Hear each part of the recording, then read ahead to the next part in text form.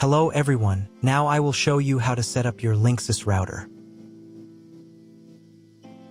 And before starting, if this video helps, please support me.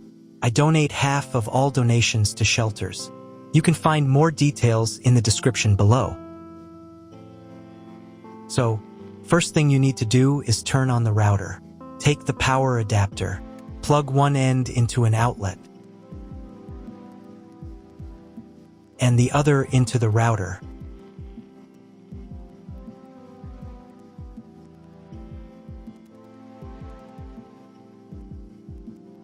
Then press the power button.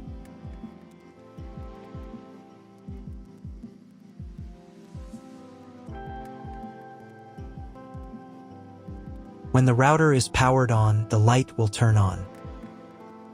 It may take a few minutes for it to completely turn on. Next, connect the cable from your broadband provider or from your modem to a special internet port.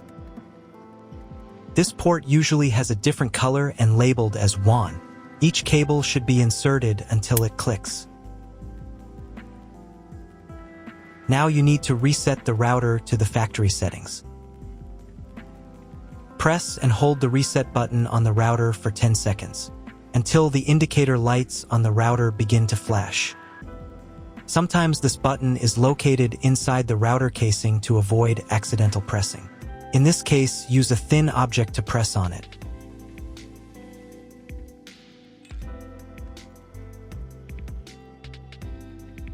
The router will reboot and the settings will return to the factory defaults.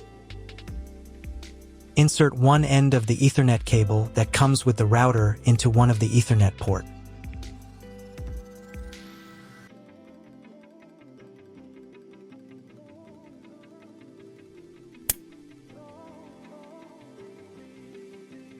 And the other into your computer's Ethernet port. Please wait a few minutes for connection. The router is now connected to your computer. Now you need to set it up. But first, I will show you another method for connecting the router if you do not have an Ethernet cable or your computer does not have an Ethernet port. Connect the router to the power adapter and cable from your internet provider. This will enable Wi-Fi. If the router is new and has never been configured, the Wi-Fi network will have the name of your router. Your router has its own Wi-Fi network name and password printed on a sticker. Connect to it.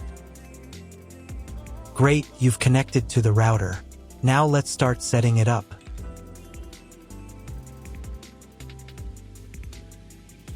First, open your web browser and visit the URL you see on the screen.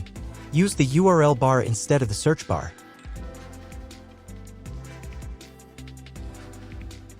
At the beginning, you will see a form with a login and password. Usually, it is admin and admin.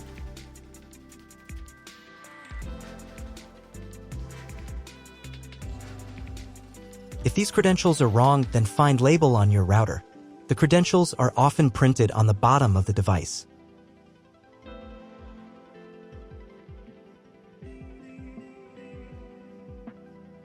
If none of this works, it means that your router has already been configured and someone has changed the login and password. If you can't find out the login credentials, just reset the router to factory settings. And then log into the router's personal cabinet using the standard credentials.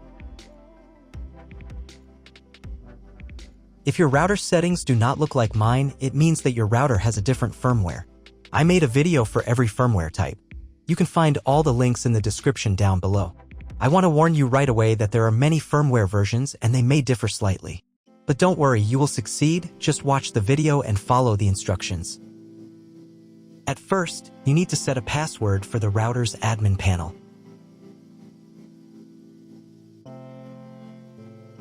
Click on this button.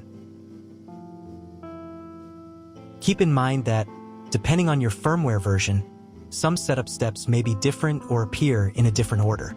But don't worry, you've got this. Just watch the video and follow instructions. On the first screen, select your time zone. If you're not sure which one to choose, just select any. On the next page, select your internet connection type. This is usually specified in your contract with the internet provider. If you don't know, try clicking on this button for auto detection. The router will attempt to determine the connection type automatically. If detection fails, select Dynamic IP. Depending on the type of connection you selected, the next page might look different from mine. If you chose Dynamic IP, you'll need to select one of the options shown. If your internet provider allows internet access only for a specific MAC address, you'll need to clone the MAC address of your primary computer. If you're not sure, just select Use Default MAC Address. In most cases, cloning the MAC address isn't necessary. But if you don't get internet access after the quick setup, repeat the setup and try cloning the MAC address. On the next page, set a name and password for your future Wi-Fi network. You'll see one or more available Wi-Fi bands for your router. If there are several, enable them all and set a name and password for each network. When you write the credentials, click the next button.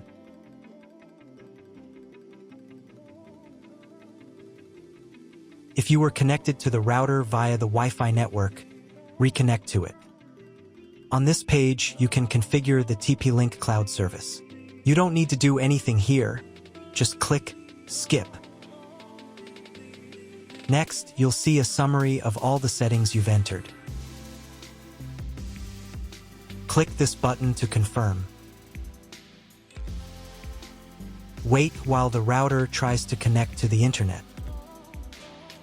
If it fails, double-check that all cables are properly connected.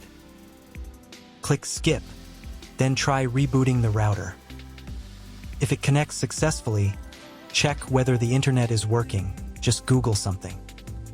If it's still not working, you'll need to reboot the router manually. To do this, go to Advanced.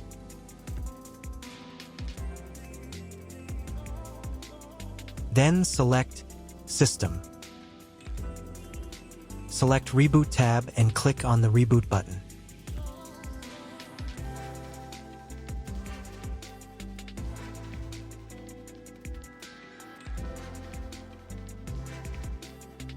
Then check whether the internet is working. Just Google something. If the internet still doesn't appear, log back into the router's admin panel using the password you created at the start. Go to the internet and then clone MAC address.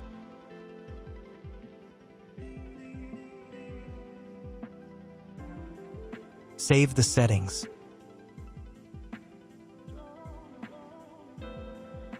Reboot your router again.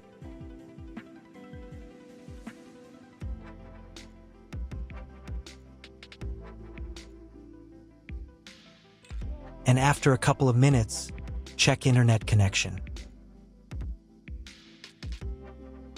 If internet still doesn't appear, contact your internet service provider. He will tell you what type of connection you have and what other settings you need to do. That's all. If you found my video helpful, please support my work. Half of all donations I send to animal shelters. All details are in the description down below.